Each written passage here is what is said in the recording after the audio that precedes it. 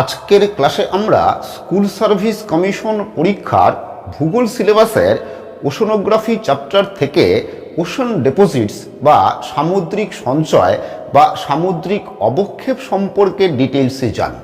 দেখো যে সামুদ্রিক অবক্ষেপ বা ওশন ডেপোজিটস কি আমরা জানি কি, তাই কিনা খুবই সহজ বিষয়।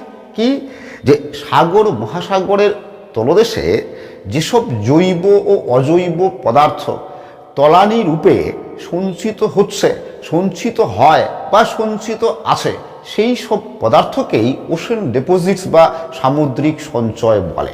আরও সহজ করে বললে কি বলতো, যে সমুদ্রের তলদেশে বা সাগর মহাসাগরের তলদেশে যা কিছু জমা হয় বা যা কিছু জমা হচ্ছে সেই সবগুলোকেই কি বলা হয়, ওশন ডেপোজিটস বা সামুদ্রিক অবক্ষেপ বলে। এই সামুদ্রিক অবক্ষেপগুলি সমুদ্র বিজ্ঞানের একটা খুবই গুরুত্বপূর্ণ বিষয়। তোমরা মনে রাখবে এই সামুদ্রিক অবক্ষেপগুলি সাগর মহাসাগরের তলদেশে কোথাও কোথাও 500 মিটার পুরু হয়ে জমে আসে, তবে কোথাও বেশি আসে কোথাও কম আসে। ওকে, আর এই সামুদ্রিক অবক্ষেপগুলি পরীক্ষা নিরীক্ষা ও বিচার বিশ্লেষণ করে সাগর মহাসাগরের বহু গোপন রহস্য জানতে পারা গেছে। ঠিক আছে, এমন দেখো এই সামুদ্রিক অবক্ষেপগুলি কোথা থেকে এসে সমুদ্রের তলদেশে জমা হয়েছে, সেটা স্থলভাগ থেকে জমা হয়েছে, বায়ুমণ্ডল থেকে জমা হয়েছে, মহাকাশ থেকে জমা হয়েছে, নাকি সমুদ্রের তলদেশেই এদের উৎপত্তি হয়েছে, এই সব বিষয় আমরা এই অবক্ষেপগুলো বিচার বিশ্লেষণ করে জানতে পেরেছি। এছাড়াও কি বলতো, অতীতের জলবায়ু সম্পর্কে খুব ভালো করে মনে রাখবে, অতীতের জলবায়ু সম্পর্কে বহু তথ্য আমরা এই সামুদ্রিক অবক্ষেপগুলি থেকে জানতে পেরেছি। যেহেতু তোমাদের বড় প্রশ্নের উত্তর লিখতে হবে না, তাই তো এমসিকিউ এর উত্তর করতে হবে। ওকে, তো যেভাবে পড়ালে বা যেভাবে বোঝালে তোমরা সহজে এমসিকিউর উত্তর করতে পারবে, আমি ঠিক সেভাবেই সেই পদ্ধতিতেই পড়াচ্ছি।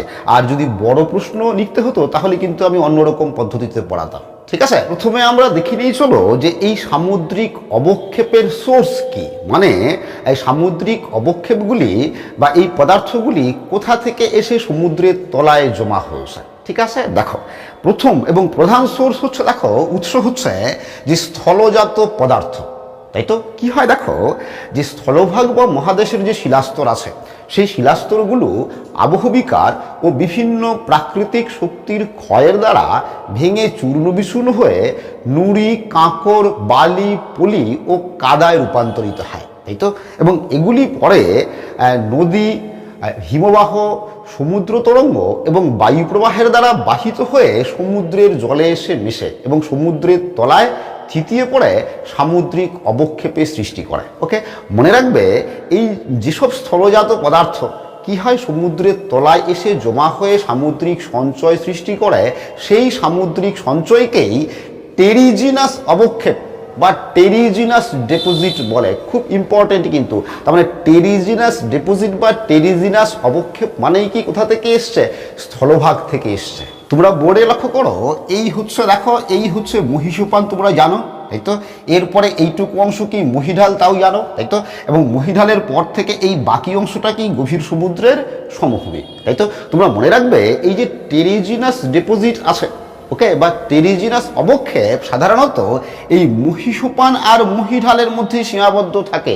ওকে, এই টেরিজিনাস অবক্ষেপ কিন্তু এই গভীর সমুদ্রের সমভূমি বা সমুদ্র খাতে সাধারণত পৌঁছায় না। ওকে, আবার কি দেখো যে এই যে টেরিজিনাস অবক্ষেপগুলো আছে, ওরা আকৃতি অনুযায়ী দেখো এই তীর থেকে অভ্যন্তরের দিকে ক্রমশ সূক্ষ্ম আকৃতির পদার্থগুলো জমা হয়। মানে এই মহীসোপান একদম তীরে বড় আকৃতির নুড়ি কাকরগুলো জমা হয়, তাই তো। এবং যত অভ্যন্তরের দিকে যাওয়া যায় তত কি হয়, এদের আকৃতি, কণাগুলোর আকৃতি তত সূক্ষ্ম হতে থাকে। ওকে, একদম শেষে এই মহীঢালে গিয়ে কি হয় বলতো, এই মহীঢালে গিয়ে একদম সূক্ষ্ম, সবচেয়ে সূক্ষ্ম কাদা গিয়ে মহীঢালে জমা হয়। এই সামুদ্রিক কাদার রঙের ভিত্তিতে সমুদ্র বিজ্ঞানী জন মারে সামুদ্রিক কাদাকে 3টি ভাগে ভাগ করেছেন। ঠিক আছে, কিরকম দেখো, একটা হচ্ছে ব্লু মাড বা নীল কাদা, আরেকটা হচ্ছে রেড মাড বা লাল কাদা, আরেকটা হচ্ছে দেখো গ্রিন মাড বা সবুজ কাদা। ওকে, দেখো এই ব্লু মাড বা নীল কাদা কি, দেখো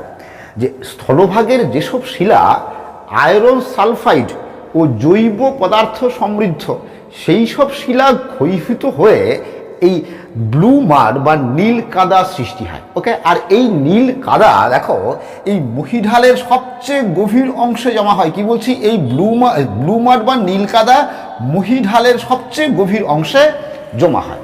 ওকে, এই ব্লু মাড বা নীল কাদাতে মনে রাখবে 35% ক্যালসিয়াম থাকে। ওকে, আর এই কাদা আবদ্ধ সাগর যেমন ভূমধ্য সাগর, আটলান্টিক মহাসাগর ও সুমেরু মহাসাগরে এই নীল কাদা দেখা যায়। এরপর দেখো এই রেড মাড বা লাল কাদা, ঠিক আছে, কিরকম দেখো যে যেসব শিলায় আয়রন অক্সাইড বেশি আছে সেই সব শিলা ক্ষয়ীভূত হয়ে এই রেড মাড বা লাল কাদার সৃষ্টি হয়। আর এই লাল কাদায় মনে রাখবে এই লাল কাদায় 32% ক্যালসিয়াম থাকে। ওকে, আর এই লাল কাদা নীল কাদার চেয়ে কিছুটা কম গভীরতায় সঞ্চিত হয়। মানে কিরকম দেখো যে মহীঢালের একদম গভীর অংশে আছে ব্লু মাড বা নীল কাদা, তার থেকে কিছুটা কম গভীরতায় এই যে এখানে কিছুটা কম গভীরতায় আছে রেড মাড বা লাল কাদা। ওকে, আর এই লাল কাদা মনে রাখবে পিত সাগর, আটলান্টিক মহাসাগরের ব্রাজিল উপকূলের মহীঢালে এই লাল কাদা দেখা যায়। এরপর দেখো এই গ্রিন মাড বা সবুজ কাদা। এই গ্রিন মাড বা সবুজ কাদা আসলে কি বলতো, এই গ্রিন মাড বা সবুজ কাদা আসলে এই নীল কাদারই পরিবর্তিত রূপ। ঠিক আছে, কেমন দেখো এই নীল কাদা কি হয়, এই নীল কাদা বা ব্লু মাড দীর্ঘকাল ধরে সমুদ্রের লবণাক্ত জলের সঙ্গে রাসায়নিক বিক্রিয়া করে পটাশিয়াম সিলিকেট ও গ্লুকোনাইট জাতীয় লৌহ খনিজে রূপান্তরিত হয়ে এই সবুজ কাদা বা গ্রিন মাডের সৃষ্টি করে। আর এই গ্রিন মাড বা সবুজ কাদা মনে রাখবে লাল কাদার চেয়েও কম গভীরতায়, মানে এই মহীঢালের এই সবার উপরের অংশে কি বলছি লাল কাদার চেয়েও কম গভীরতায় এই গ্রিন মাড বা সবুজ কাদা সঞ্চিত হয়। ওকে, তার মানে কি দেখো সবচেয়ে গভীরে আছে কোন কাদা, মনে করো এখান থেকে এইটুকু অংশে আছে কি ব্লু বা নীল কাদা, তার চেয়ে কম গভীরে আছে কি রেড মাড বা লাল কাদা, আর তার চেয়েও কম গভীরে মানে সবচেয়ে কম গভীরে আছে সবুজ কাদা বা গ্রিন মাড। এটা কিন্তু খুব ভালো করে মনে রাখবে, ঠিক আছে। আর এই গ্রিন মাড দেখো এই গ্রিন মাড আমেরিকার প্রশান্ত মহাসাগরীয় উপকূল, আটলান্টিকের পূর্ব উপকূল, অস্ট্রেলিয়া, জাপান ও আফ্রিকা উপকূলের এই মহীঢালের কম গভীরতায় দেখা যায়। এরপর দেখো 2 নম্বর সোর্স বা উৎস হলো দেখো জৈব পদার্থ বা অর্গানিক ডিপোজিট। ওকে, কিরকম দেখো এটা খুব সহজ, কিরকম যে সমুদ্রে যে সকল প্রাণী বা সমুদ্রের সকল প্রকার প্রাণী মানে সামুদ্রিক মাছ, স্পঞ্জ, শামুক, ঝিনুক, স্তন্যপায়ী প্রাণী, ওকে, এদের মৃত দেহাবশেষ এবং সামুদ্রিক উদ্ভিদ বা শেওলার মৃত দেহাবশেষ দীর্ঘকাল ধরে সমুদ্রের তলদেশে সঞ্চিত হয়ে এই অর্গানিক ডিপোজিট বা জৈব পদার্থের সঞ্চয় গঠন করে। ওকে, দেখো এই উৎপত্তি ও অবস্থান অনুযায়ী এই জৈব পদার্থের সঞ্চয়কে আবার দুটো ভাগে ভাগ করা যায়। একটা হচ্ছে দেখো যে নেরিটিক অবক্ষেপ বা নেরিটিক ডিপোজিট, আরেকটা হচ্ছে পিলাজিক অবক্ষেপ বা পিলাজিক ডিপোজিট। এবার দেখে নিয়ে চলো এই নেরিটিক অবক্ষেপ বা নেরিটিক ডিপোজিট কি। ওকে, কিরকম দেখো যে ল্যাটিন শব্দ নেরিটিক এর অর্থ হচ্ছে সামুদ্রিক শামুক। ওকে, কেমন হয় দেখো মানে এই যে সমুদ্রের মহীসোপান অঞ্চল আছে, এই সমুদ্রের মহীসোপান অঞ্চলে কি বলতো বিভিন্ন প্রকার সামুদ্রিক প্রাণী যেমন শামুক, ঝিনুক, স্পঞ্জ, প্রবাল, তারপরে হচ্ছে টেরোপড, এদের খোলস, কঙ্কাল বা হাড় এবং কি বলতো সামুদ্রিক উদ্ভিদ ও শেওলার দেহাবশেষ যদি এই মহীসোপানে এসে বিয়োজিত হয়, ঠিক আছে, মহীসোপানে এসে বিয়োজিত হয়ে বালি ও কাদা রূপে যদি এই মহীসোপানে জমা হয় তখন সেই সঞ্চয়কেই নেরিটিক ডিপোজিট বা নেরিটিক অবক্ষেপ বলে। খুব ভালো করে মনে রাখবে, কিন্তু এখান থেকে কিন্তু অনেক কটা প্রশ্ন হতে পারে এরকম যে মহীসোপান অঞ্চলে জৈব পদার্থের সঞ্চয়কে কি বলে, তাহলে উত্তর কি হবে নেরিটিক অবক্ষেপ, তাই তো। আর প্রশ্ন হতে পারে যে মহীসোপান অঞ্চলে স্থলজাত পদার্থের সঞ্চয়কে বা অজৈব পদার্থের সঞ্চয়কে কি বলে, তাহলে উত্তর কি হবে টেরিজিনাস অবক্ষেপ। ওকে, এবার দেখো এবার এই মহীসোপান অঞ্চলে এই যে হাড়, কঙ্কাল বা এই যে নেরিটিক অবক্ষেপ আছে, এই নেরিটিক অবক্ষেপ কি হয় যে টেরিজিনাস অবক্ষেপ দিয়ে ঢাকা থাকে। নিচে থাকে নেরিটিক অবক্ষেপ, মানে ওই প্রাণী, সামুদ্রিক প্রাণী উদ্ভিদের হাড় কঙ্কাল বা বিয়োজিত অংশ, তার উপরটা কিন্তু ঢেকে যায় কি এই স্থলভাগ থেকে আসা নুড়ি বালি কাকড় দিয়ে, মানে টেরিজিনাস অবক্ষেপ দিয়ে ঢাকা থাকে। এই জন্য কি বলতো, এই জন্য এই মহীসোপান অঞ্চলে এই নেরিটিক অবক্ষেপকে কিন্তু বোঝা যায় না। এরপর আমরা দেখো এই জৈব পদার্থের আরেকটা ভাগ দেখে নিই আমরা, দেখো যে পিলেজিক অবক্ষেপ বা পিলেজিক ডিপোজিট। ওকে, কিরকম দেখো, যে গ্রিক শব্দ পিলাজোস থেকে এই পিলেজিক কথাটি এসছে। এই পিলাজোসের অর্থ হচ্ছে উন্মুক্ত সমুদ্র, ঠিক আছে। কিরকম দেখো, এই যে উন্মুক্ত সমুদ্র আছে, মানে এই যে মহীঢালের পর থেকে এই যে উন্মুক্ত সমুদ্র আছে, তার মানে কি দেখো এই গভীর সমুদ্রের সমভূমি, এটা এই যে গভীর সমুদ্রের সমভূমি এবং এই যে সমুদ্র খাত আছে, এই দুই অংশে কি বলছি, গভীর সমুদ্রের সমভূমি এবং সমুদ্র খাতে কি হয়, যে সামুদ্রিক শ্যাওলা, উদ্ভিদ ও অসংখ্য ছোট ছোট প্রাণীর মৃত দেহাবশেষ বিয়োজিত হয়ে যদি এই সমুদ্রের তলদেশে, মানে গভীর সমুদ্রের সমভূমিতে ও সমুদ্র খাতে সঞ্চিত হয়, তাহলে সেই অবক্ষেপকে এই পিলেজিক অবক্ষেপ বা পিলেজিক ডিপোজিট বলে। এই পিলেজিক অবক্ষেপ মনে রাখবে যে তরল পিচ্ছিল কাদার মতো দেখতে হয়, ঠিক আছে। কিরকম দেখো, এই যে গভীর সমুদ্রের সমভূমি আছে, এই গভীর সমুদ্রের সমভূমিতে এইসব জৈব মৃতদেহ বা জৈব অবশেষ কি হয়, বিয়োজিত হয়ে তরল পিচ্ছিল কাদার মতো সঞ্চিত হয়। এই তরল পিচ্ছিল কাদাকেই, এই জৈব কাদাকেই বলা হয় ইংরেজিতে উজ, বাংলায় সিন্ধু কর্দ অথবা সিন্ধুমল। ওকে, তোমরা তিনটা নামে কিন্তু মনে রাখবে। এরপরে কিন্তু আমি শুধু যে কোনো একটা নাম ব্যবহার করব, হয় উজ বলবো অথবা সিন্ধু কর্দ বলবো অথবা সিন্ধু মল বলবো, ঠিক আছে। এবার দেখো যে এই যে উজের মধ্যে বা সিন্ধু কর্দের মধ্যে ক্যালসিয়াম কার্বনেট এবং সিলিকার প্রাধান্য অনুযায়ী এই উজ বা সিন্ধু কর্দকে আবার কয়েকটি শ্রেণীতে ভাগ করা যায়, ঠিক আছে। কি সেই শ্রেণীগুলো দেখে না, বোর্ডে লক্ষ্য করো যে উজ বা সিন্ধু কর্দকে প্রথমে দুটো শ্রেণীতে ভাগ করা হয়। একটা হচ্ছে দেখো চুন জাতীয় সিন্ধু কর্দ, আরেকটা সিলিকা জাতীয় সিন্ধু কর্দ। ওকে, চুন জাতীয় সিন্ধু কর্দ মানে বুঝতেই পারছো কি, যে মানে মহাসাগরের তলদেশের সমভূমিতে বা গভীর সমুদ্রের সমভূমিতে যে উজ বা সিন্ধু কর্দ সঞ্চিত হয়, তার মধ্যে যদি ক্যালসিয়াম কার্বনেটের পরিমাণ বেশি থাকে তখন সেটাকে চুন জাতীয় সিন্ধু কর্দ বলে, ঠিক আছে। আর এই চুন জাতীয় সিন্ধু কর্দ কি বলতো, গভীর সমুদ্রের সমভূমির কম গভীরতায় সঞ্চিত হয়। ওকে, আরেকটা কি সিলিকা জাতীয় সিন্ধু কর্দ, বুঝতেই পারছো। তার মানে কি, যে সিন্ধু কর্দ বা উজের মধ্যে কি সিলিকা বা বালির পরিমাণ বেশি থাকবে, মানে ক্যালসিয়াম কার্বনেটের পরিমাণ কম থাকবে, সেই সিন্ধু কর্দকেই সিলিকা জাতীয় সিন্ধু কর্দ বলে। ওকে, এবার দেখো, এবার এই চুন জাতীয় সিন্ধু কর্দ আবার দুরকম, তাই তো। এইগুলো আবার পৃথক করে জানতে হবে কিন্তু। দুরকম কি, একটা হচ্ছে টেরোপড সিন্ধু কর্দ, আরেকটা কি এই গ্লোবিজারিনা সিন্ধু কর্দ, ঠিক আছে। তো প্রথমে আমরা দেখে নিই চলো যে এই টেরোপড সিন্ধু কর্দ কি। দেখো যে গভীর সমুদ্রের সমভূমিতে এই কম্বোজ শ্রেণীর টেরোপড ও হেটারোপড জাতীয় কি অসংখ্য শামুক, ঝিনুক, এগুলি কি হয়, গভীর সমুদ্রের সমভূমির উপরের যে জল, সেই জলে ভেসে বেড়ায়। এবং মনে রাখবে এদের দেহ খুব পাতলা খোলস দ্বারা গঠিত। ওকে, আর এদের খোলসগুলো খুব পাতলা হওয়ায় এরা যখন মারা যায়, এদের দেহাবশেষ সমুদ্রের জলের তলায় থিতিয়ে পড়বে, মানে গভীর সমুদ্রের সমভূমিতে থিতিয়ে পড়বে। ওকে, আর দেহাবশেষ খুব পাতলা হয়, মানে খোলসগুলো খুব পাতলা হওয়ায় এই পাতলা খোলসগুলো খুব সহজেই বিয়োজিত হয়ে যায়, আর বিয়োজিত হয়ে এই উজ বা সিন্ধু কর্দ গঠিত হয়। আর এই সিন্ধু কর্দকেই মনে রাখবে কি টেরোপড সিন্ধু কর্দ বলে, ঠিক আছে। খুব ভালো করে মনে রাখবে, যে কোনো সিন্ধু কর্দ বা উজ যদি শুকিয়ে যায় তাহলে দেখতে কিন্তু মিহি পাউডারের মতো হয়। এই টেরোপড সিন্ধু কর্দে কি হয়, দেখো এই টেরোপড সিন্ধু কর্দে 80% মনে রাখবে 80% ক্যালসিয়াম কার্বনেট থাকে, এটা খুব ভালো করে মনে রাখবে, ঠিক আছে।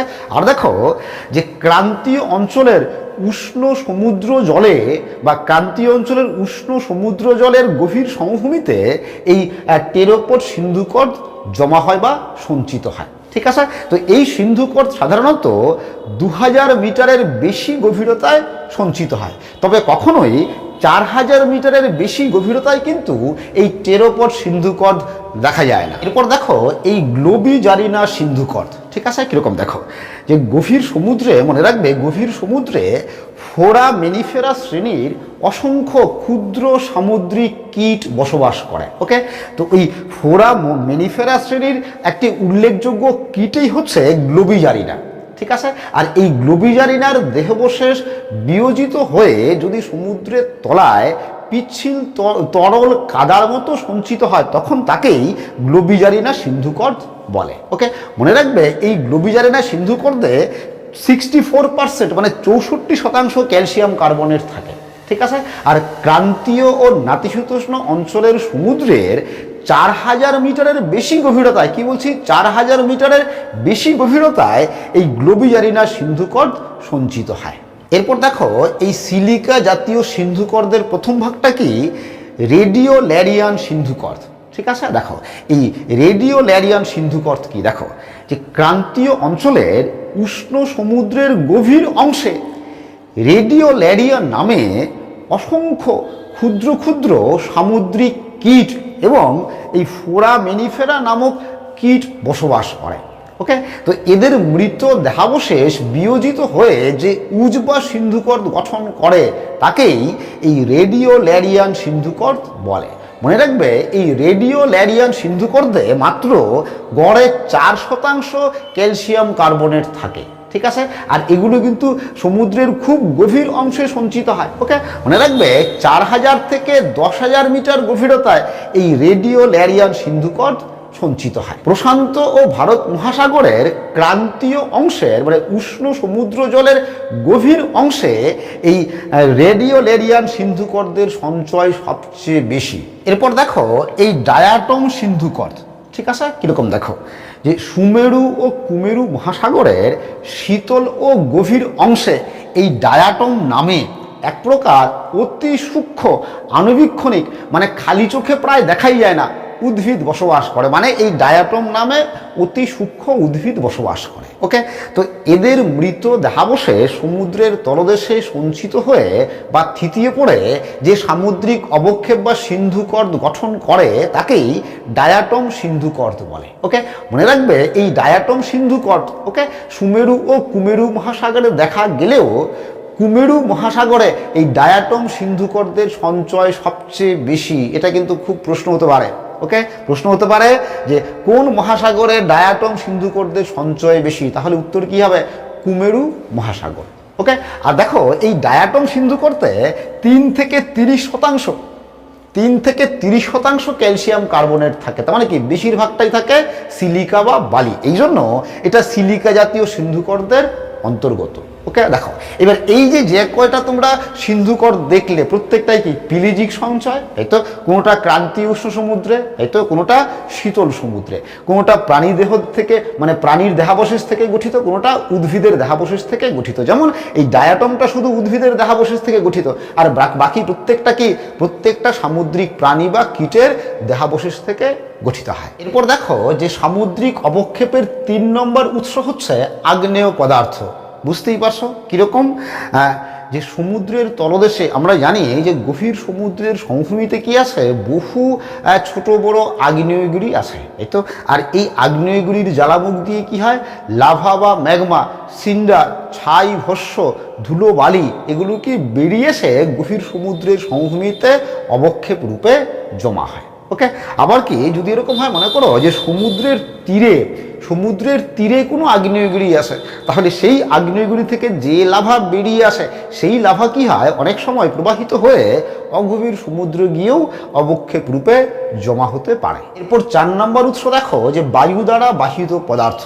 কীরকম দেখো, যে বায়ু যদি শুষ্ক বা মরু অঞ্চলের উপর দিয়ে প্রবাহিত হয়ে সমুদ্রের দিকে অগ্রসর হয় তাহলে সেই বায়ু কি করবে, সেই বায়ুতে প্রচুর পরিমাণ ধুলোবালি থাকবে, তাই তো। তো ওই বায়ুর ধুলোবালি কি হয় সমুদ্রের উপরে সমুদ্রের জলে থিতিয়ে পড়ে এবং ওই ধুলোবালি একসময় থিতিয়ে পড়ে গভীর সমুদ্রে গিয়ে জমা হয়। এছাড়া কি বলতো, যে সমুদ্রের তীরে যেসব আগ্নেয়গিরি আসে একটু আগে বলেছিলাম, সেই আগ্নেয়গিরি থেকে যে ছাইভস্য বেরিয়ে আসে সেই ছাইভস্য কি হয় এই বায়ু দ্বারা বাহিত হয়ে সমুদ্রে গিয়ে সমুদ্রের জলে থিতিয়ে পড়ে বা সমুদ্রের জলের উপরে পড়ে এবং সেখান থেকে সমুদ্রের গভীরে থিতিয়ে পড়ে অবক্ষেপের সৃষ্টি করে। এরপর সামুদ্রিক অবক্ষেপের 5 নম্বর উৎস দেখো হিমবাহ বাহিত পদার্থ। ওকে, আমরা কি জানি যে হিমবাহের বরফ স্তূপের মধ্যে কি থাকে, প্রচুর পরিমাণে নুড়ি, কাঁকর, বালি এগুলো আবদ্ধ থাকে। আর এই বরফস্তূপ যখন সমুদ্রের জলে ভাসতে থাকে তখন আমরা তাকে কি বলি? হিমশৈল বলি, তাই তো। আর হিমশৈল সমুদ্রের যে অংশে গিয়ে গলে যায় সেখানে কি হয়, ওই হিমশৈলের মধ্যে থাকা নুড়ি বালি কাকড় থিতিয়ে পড়ে সামুদ্রিক অবক্ষেপের সৃষ্টি করে। আর আমরা এও জানি যে হিমশৈল যেখানে গিয়ে গলে যায় সেখানে নুড়ি বালি কাকড় থিতিয়ে পড়ে কি হয়, মগ্নচড়ার সৃষ্টি হয়। যেমন গ্র্যান্ড ব্যাংক এরকমই একটি মগ্নচড়া, এবং গ্র্যান্ড ব্যাংক কি পৃথিবীর বৃহত্তম মগ্নচড়া, তাই তো। এরপর দেখো 6 নম্বর উৎস, দেখো যে মহাজাগতিক বস্তু। মহাজাগতিক বস্তু মানে কি, যে মহাকাশ থেকে যেসব উল্কা ধূমকেতু পৃথিবীর দিকে ছুটে আসে, তো এই উল্কা ধূমকেতু সরাসরি যদি সমুদ্রে পতিত হয় বা উল্কা ধূমকেতু পুড়ে গেলে তার যে ছাইভস্য সেগুলো যদি সমুদ্রে পতিত হয় তাহলে সেগুলো কি হবে, সমুদ্রের তলায় কি অবক্ষেপ রূপে সঞ্চিত হবে। সবশেষে দেখো এই মানবীয় কার্যাবলী। ঠিক আছে, বুঝতেই পারছো যে মানুষের বিভিন্ন কার্যকলাপ, যেমন খনি খনন বা শিল্প কারখানা, এই খনি খনন ও শিল্প কারখানা থেকে বিভিন্ন বর্জ্য পদার্থ যা সৃষ্টি হয় সেগুলো নালা নর্দমা হয়ে নদী হয়ে একসময় কি সমুদ্রে গিয়ে মেশে, তাই তো। এছাড়া কি বলতো, বন্যার জলে যেসব নোংরা আবর্জনা ভেসে যায় সেগুলো কি সমুদ্রের জলে গিয়ে মিশে গিয়ে সমুদ্রের তলায় তলানি রূপে বা অবক্ষেপ রূপে জমা হয়। ওকে, এছাড়া জাহাজ থেকে নিক্ষিপ্ত বর্জ্য পদার্থ সেগুলোও কি হয়, সেগুলোও তলানি রূপে বা অবক্ষেপ রূপে সমুদ্রের জলের তলায় সঞ্চিত হয়। এবার দেখো যে সামুদ্রিক সঞ্চয় বা অবক্ষেপকে যদি আমরা অবস্থান অনুযায়ী সাজাই তাহলে কি হয়। দেখো দেখো সামুদ্রিক অবক্ষেপ বা সঞ্চয়কে অবস্থান অনুযায়ী প্রথমে দুটো ভাগে ভাগ করা। একটা হচ্ছে দেখো যে অগভীর সমুদ্রের সঞ্চয়, একটা গভীর সমুদ্রের সঞ্চয়। এবার অগভীর সমুদ্রের মধ্যে কি কি পড়ছে বলো তো। অগভীর সমুদ্রের মধ্যে দেখো যে তটদেশ আর মহীসোপান এইটুকু অংশ পড়ছে অগভীর সমুদ্রের মধ্যে, আর মহীঢাল গভীর সমুদ্রের সমভূমি এটা পড়ছে হচ্ছে গভীর সমুদ্রের মধ্যে। ঠিক আছে, দেখো তাহলে এই যে অগভীর সমুদ্রের সঞ্চয়, কোথায় কোথায় সঞ্চয় বলছি, তটদেশ আর মহীসোপানের সঞ্চয়। তটদেশে কি কি সঞ্চয় হয় দেখো, কি কি, যে প্রস্তরখণ্ড নুড়ি বালি এগুলো। আর মহীসোপানে কি সঞ্চয় আমরা দেখলাম, তাই তো, কি একটা টেরিজিনাস পদার্থ, মানে কোনটা, স্থলভাগ থেকে বয়ে আনা কি নুড়ি বালি কাকড় এগুলো মহীসোপানে জমা হয়, তাই তো।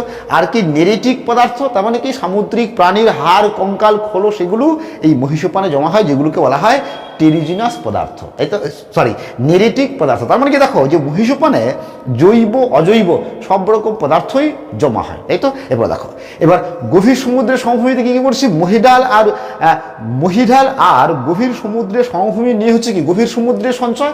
মহীঢালে কি সঞ্চয় আমরা জানি, কি কি হয়, মহীঢালে নীল লাল সবুজ কাদা সঞ্চিত হয়, তাই তো। আর গভীর সমুদ্রের সমভূমিতে কি হয় দেখো, সঞ্চয়কে কয়েকটা ভাগে ভাগ করা হয়।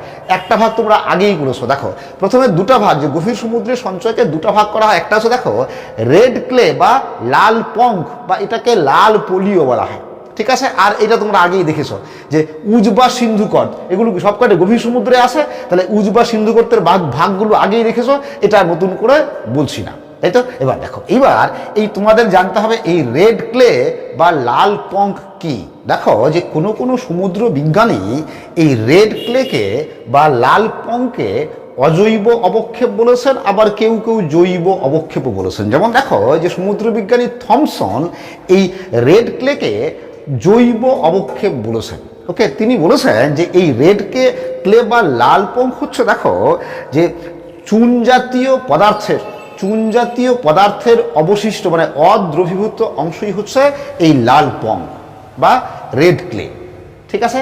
আবার জন মারে একে অজৈব অবক্ষেপ বলেছেন। জন মারে বলেছেন যে রাসায়নিক বিক্রিয়ার ফলে সৃষ্ট অ্যালুমিনা সিলিকেট সমৃদ্ধ ও লৌহ অক্সাইড সমৃদ্ধ এই অবক্ষেপেই হচ্ছে রেড ক্লে বা লাল পঙ্ক। ওকে, মনে রাখবে যেহেতু গভীর সমুদ্রে তৈরি হচ্ছে এবং জৈব এবং অজৈব এই নিয়ে কিন্তু বিতর্ক আছে, তবে এর মধ্যে কিন্তু আগ্নেয়গিরি থেকে উৎক্ষিপ্ত যে ম্যাগমা, ঠিক আছে, এর ম্যাগমার অংশও কিন্তু এই রেড ক্লে বা লাল পঙ্কের মধ্যে আছে, ঠিক আছে। আরেকটা বিষয় মনে রাখবে, এই রেড ক্লে বা লাল পঙ্কে সবচেয়ে বেশি তেজস্ক্রিয় পদার্থ পাওয়া যায়। কি বলছি, লাল পঙ্কের মধ্যে সবচেয়ে বেশি তেজস্ক্রিয় পদার্থ পাওয়া যায়। আর এটা গভীর সমুদ্রের যেহেতু অংশ, ওকে, এবং অনেকে জৈব এবং অনেকে অজৈব বলেছেন।